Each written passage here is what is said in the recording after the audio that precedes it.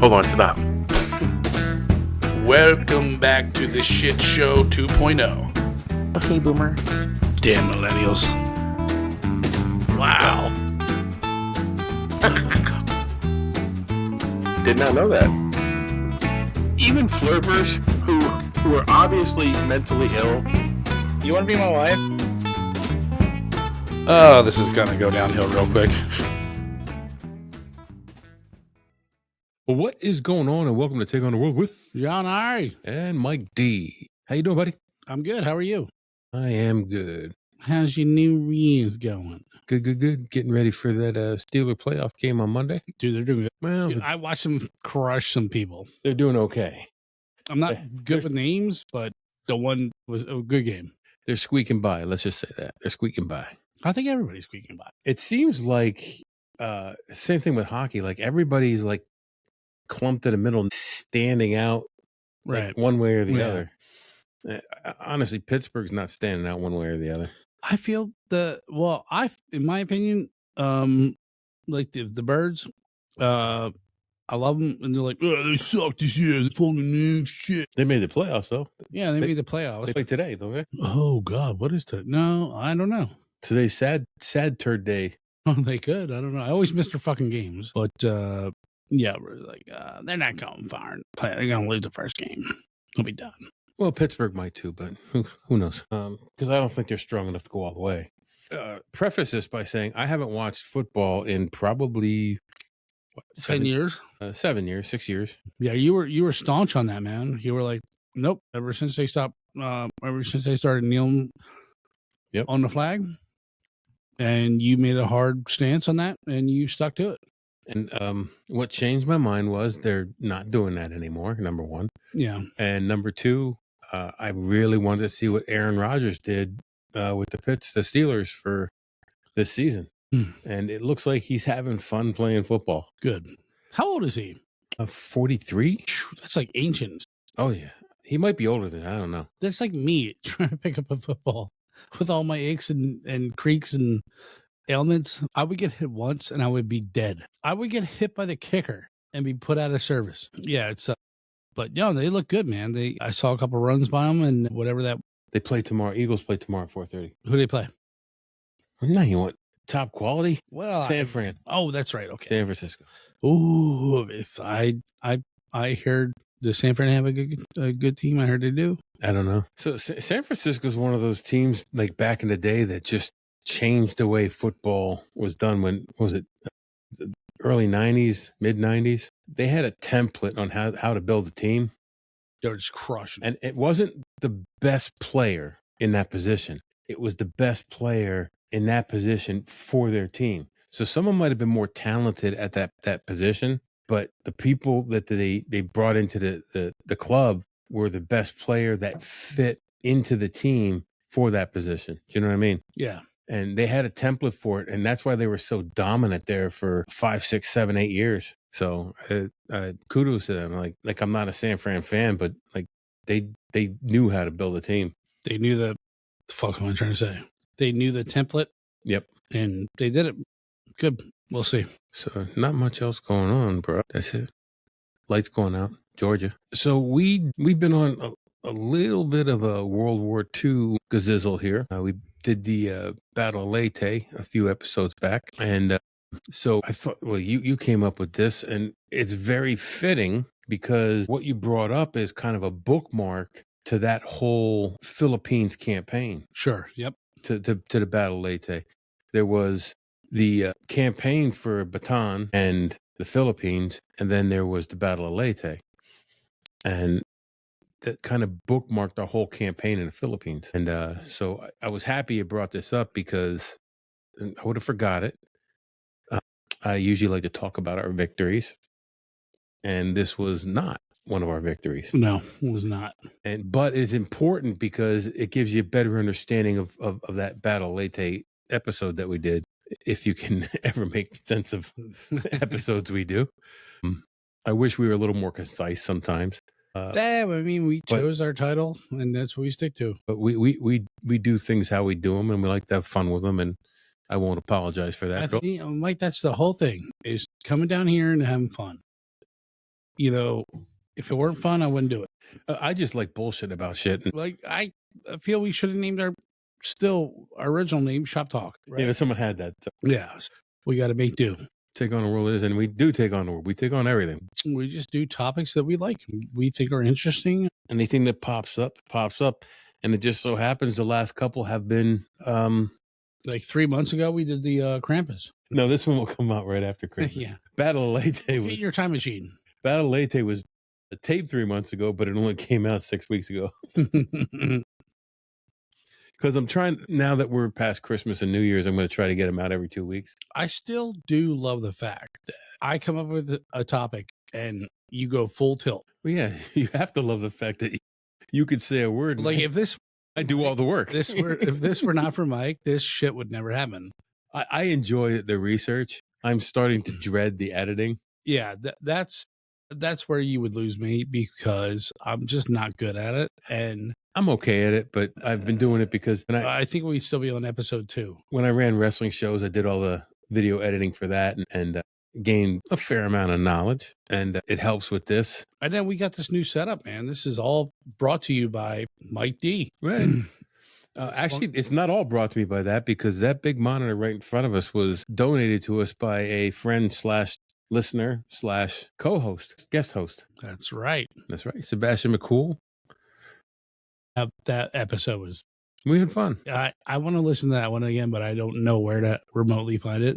Well, you just have to go through the list. It was AI. Yeah.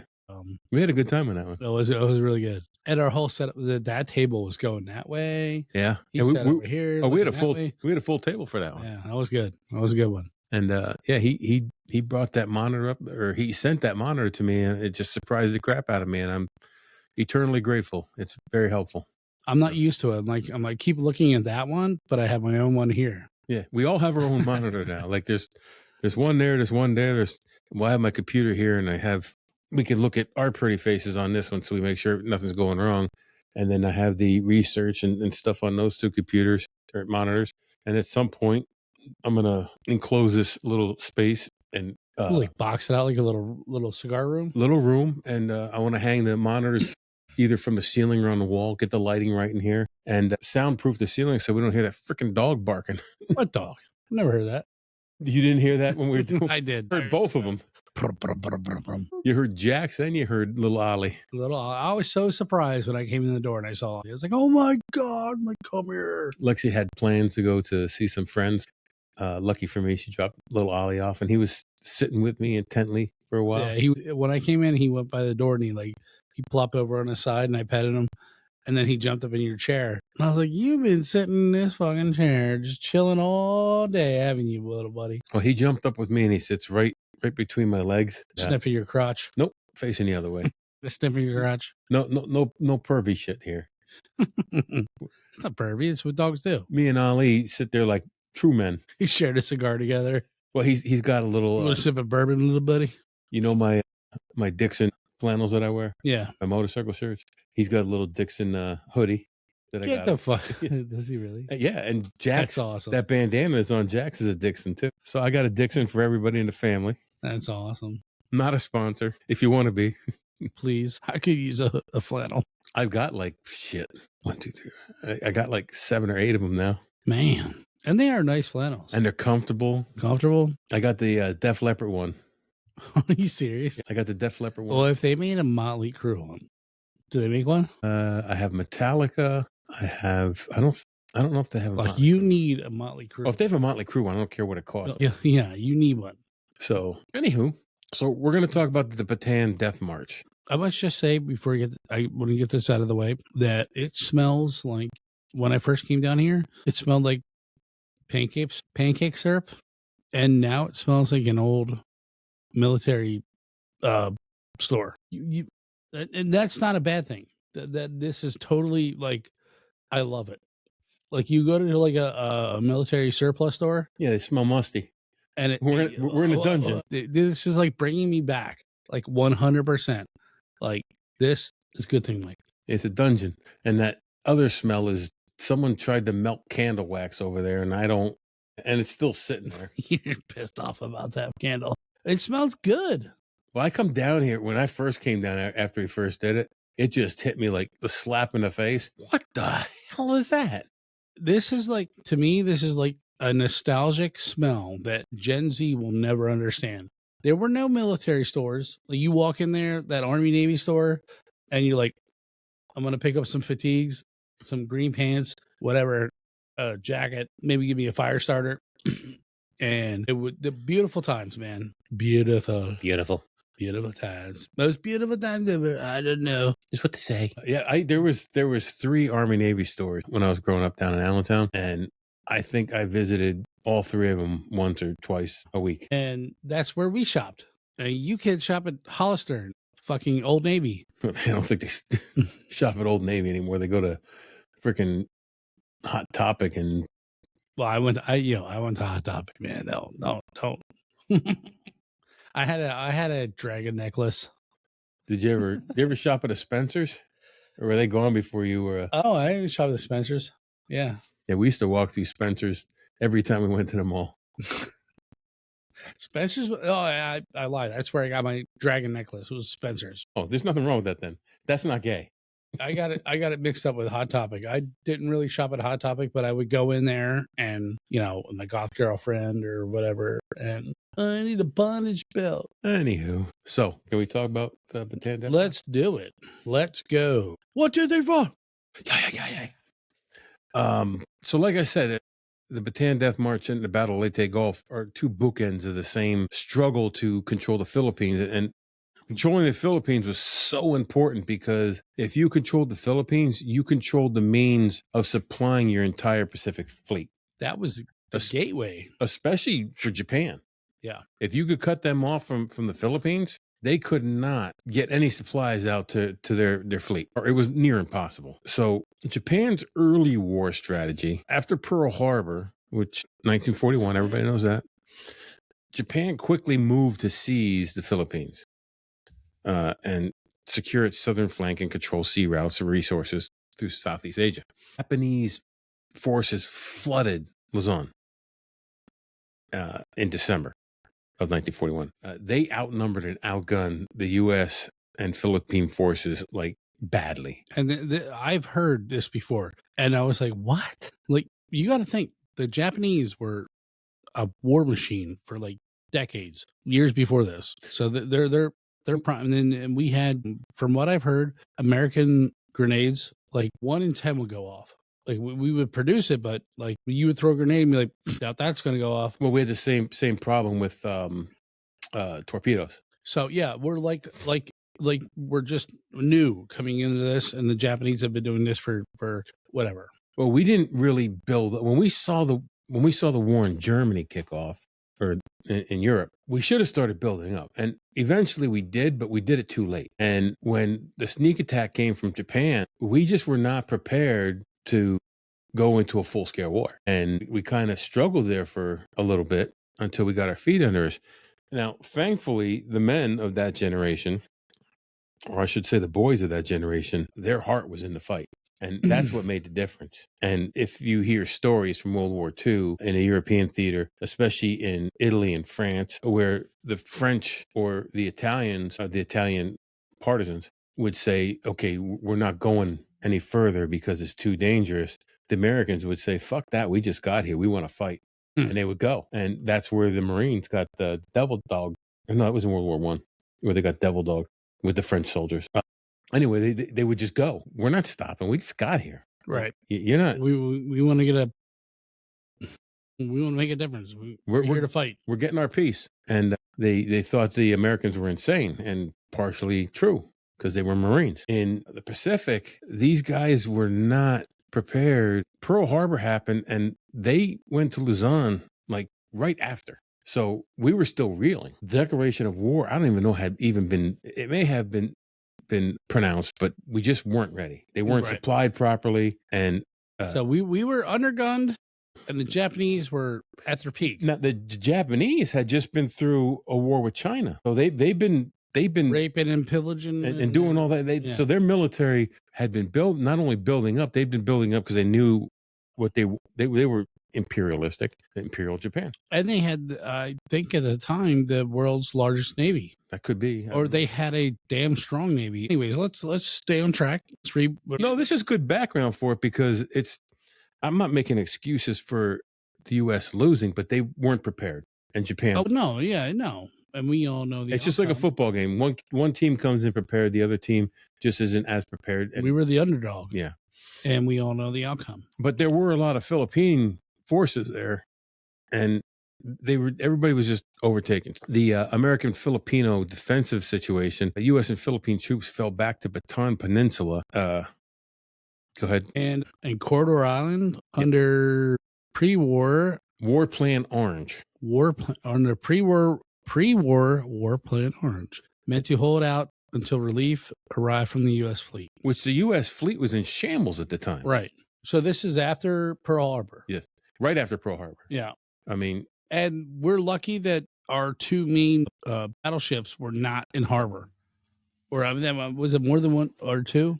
I don't know. There was a carrier that wasn't in harbor. I think it was two carriers. So that relief never came. After Pearl Harbor, the U.S. Navy was in no shape to break through, leaving Bataan's defenders effectively cut off from substantial resupply. Nothing could get to them. The U.S. Navy. You control the air, you control the sea, you control everything. That's one of the things they said, that the Japanese were specifically outgunned in power and air power and modern equipment, because there was not much modern equipment for the U.S. soldiers or the Filipino soldiers in Luzon. And from what I've heard, that this is when the campaign of island hopping came about. But correct me if I'm jumping ahead, but they're like, dude, like they have nothing. Like we control the air, and their Navy's dead. Let them starve. And it was like MacArthur or somebody wanted to go in and like bomb them and like do a land campaign, and like there's no need, just let them die. And they have nothing. There's no resupply. So there was like kind of like there's that aspect of it, and then there's what we're going to talk about now. The problem was that War Plan Orange should have been put in place earlier, but someone said no, not yet. And then they finally put it in place, and it failed. That relief never came. So the Battle of Bataan began in January 1942. It turned into a grinding defensive fight with shrinking rations, spreading disease, exhausted troops on the Allied side. By April, many Americans and Filipino soldiers were severely malnourished and sick. Major General Edward King chose to surrender Bataan on April 9th, 1942, believing that further resistance would only mean annihilation without purpose. So I'm going to pause there and talk about the Japanese mindset when it comes to surrender. And all their soldiers have been taught, you do not surrender, you fight until your last breath, and if you don't, you're dishonored. So when you see... And they'll execute you. Your own soldiers will kill you if you try to surrender. Yeah, exactly. So they see all these like 72 to 78,000 Americans, Filipinos just giving up. Number one, the Japanese didn't have the resources to transport or feed or do anything with these people, these prisoners. And they're looking down on them like, you're a loser because you just gave up. How can you just give up? That's not honorable in any way. You have no honor. They didn't have enough trucks to transport them. So the plan was to move them to where they had rail cars and then take the rail cars to Camp O'Donnell. But where they had rail cars was like, I don't know, like 66 miles away. So they decided that they were just going to send all these 78,000 Americans, Filipinos on this brutal march, which became the Bataan Death March. And like I said, the cultural attitude towards surrender gave the Japanese soldiers and officers all the reason they needed to treat these people, these prisoners, like garbage. In the beginning, there were some Japanese soldiers who were actually kind and were sharing some food. When the officers saw that, they put an end to it quickly. And they just, if you collapsed on the road, they'd bayonet you to death. Right. Yep. If you had malaria, you had a malaria attack, they'd kill you. I just watched a movie with Rob. Did you watch it with us? The Long Walk? No. It's not the same, but it's the same. These people had to go on this walk. It could only be one winner. It started out with 100, and everybody thinks they're going to win. But if anybody fell down or stood still for too long, they'd kill them. And now that's only 100 people, but this is 78,000 people. Not all the people of that 78, the prisoners, made it to the railhead and Camp O'Donnell. About 20,000 prisoners along the way escaped. No shit. They escaped into the jungle. Not 20,000 at one time, but every here and there, a prisoner would escape. And they become guerrilla fighters, and they would be in the jungle being guerrilla fighters. And the length of the march is disputed, but if you look on a map from where they started to where they went, it's about 66 miles. It's always said between 60 and 70 miles, so that's where it falls in. So they started April 10th. The Japanese organized surrender troops into columns near Johnny Maravels and other points on southern Bataan, giving prisoners little food, water, or medical support. Basically, no medical support. Combination. I maybe I'm jumping ahead here. Probably am, but what was the point of taking all them and moving them 60 miles to wherever? To Camp O'Donnell. It was someplace they could hold them in mass. They had no place there to hold 78,000 people. So they were probably being bombed. Couldn't hold them there, right? I mean, why were they being bombed? Here's the train of thought. Weird. They thought you march them 70 miles. They'd all die. A lot would die. Less people to take care of. I honestly think that was the thing. Combination of starving, disease, tropical heat, poor logistics. Oh, they probably couldn't get hold for war crimes. Well, we marched them from one place to the other, and they all died. Yeah, they still got to try for war crimes. Well, I know, but like maybe was that their thinking? Like I don't know. Half of them will die. We're going to bury them. I don't think the Japanese cared. I don't think they did either. I know they didn't. When you bayonet a guy for like collapsing from dehydration, war crime. The brutality produced the conditions of the Bataan Death March: beatings, shootings, bayonetings, and death by exhaustion en route to Camp O'Donnell. All that shit happened. So we talked about how long it was. The march began after the surrender. POWs were forced to turn north. This is all the same shit. It's estimated how many men started the march, from 60 to 80,000 prisoners. They don't know how many it was total. See, the total distance generally is 65 miles. Yeah.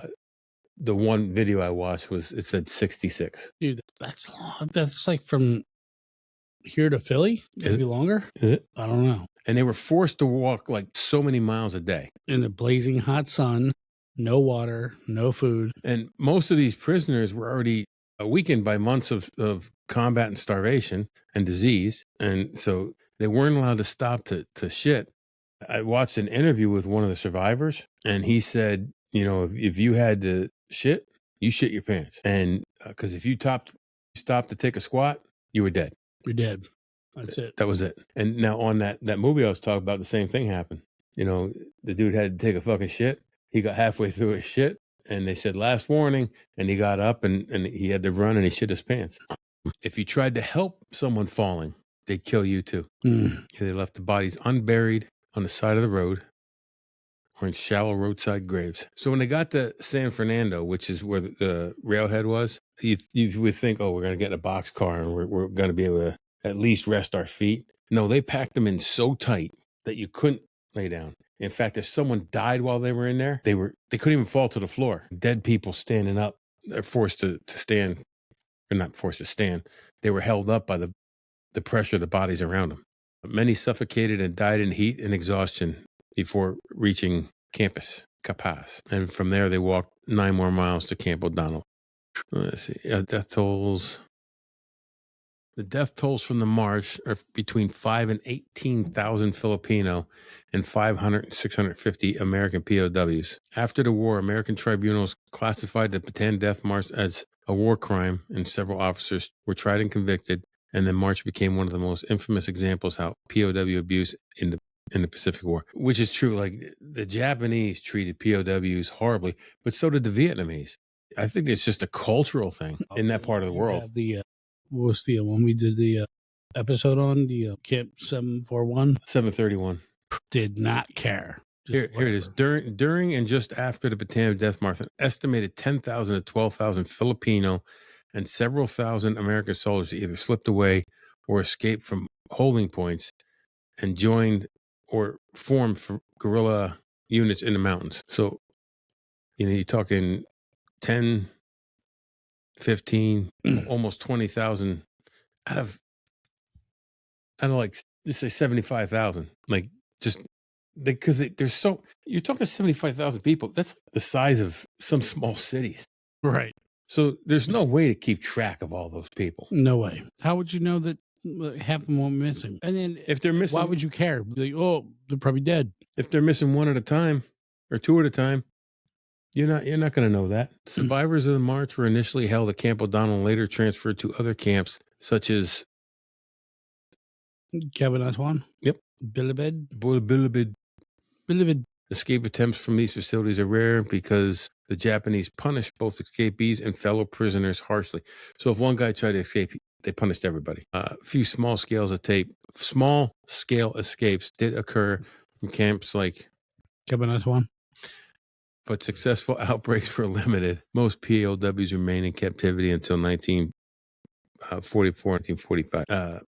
Now we're going to talk in another podcast about the Cabanatuan raid in January of 1945. I'm just going to touch on it here real quick. The most famous operation, now this was after the march, most famous operation was a U.S. Army Rangers Alamo Scouts Philippine guerrilla raid on Cabanatuan. POW camp on the 30th of January 1945 and freed more than 500 Allied prisoners. Many of them prisoners. What the hell was I thinking? What? Many of them prisoners. Where do you say that? Right here. It says many of them survivors. Oh, many of them survivors. I get it. Reading. I'm reading from 2 pages. Okay, all right, I got you. Many of them survivors of the Bataan and the Death March. The raid happened after U.S. returned to Luzon and had returned. God, you read this. I'm having a hard time. This raid happened after the U.S. return to Luzon had begun, but before the overall liberation of the Philippines was complete. And it was often highlighted as a dramatic reversal of the earlier captivity that began with Bataan's fall. So we got you, motherfucker. Yeah. Gotcha. Like, you fucked around enough. You fucked our boys up. Like, we're coming back at you. And that's what we did. Yeah. So these are the things that kicked off the Philippines. Holding your ass accountable. So going back to the very beginning of where we started is where MacArthur stepped off the island and said, I will return. But he left before he was in any danger.